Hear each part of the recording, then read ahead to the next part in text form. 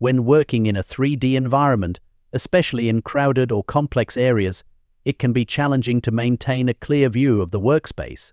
In such cases, utilizing tools to either hide or isolate components can help create a more focused working area. To illustrate, let's open the drawing 0602 piping. I'll zoom into the model to demonstrate two useful commands for managing visibility, one available through AutoCAD and another specific to Plant 3D. It's important to note that each tool requires its own method for restoring hidden objects. If you use the Plant 3D isolation tool, you'll need to unhide components using the corresponding Plant 3D command. Similarly, objects hidden with AutoCAD's isolation feature must be restored using the AutoCAD command.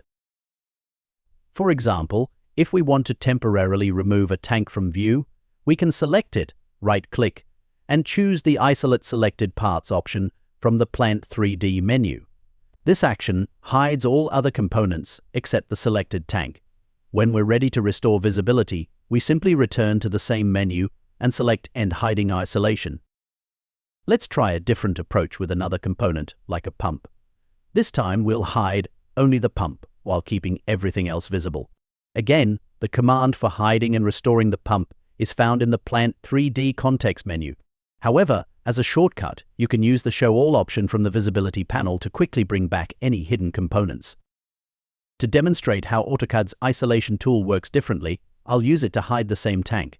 Although the tank disappears as before, using the Plant 3D Show All command won't restore it.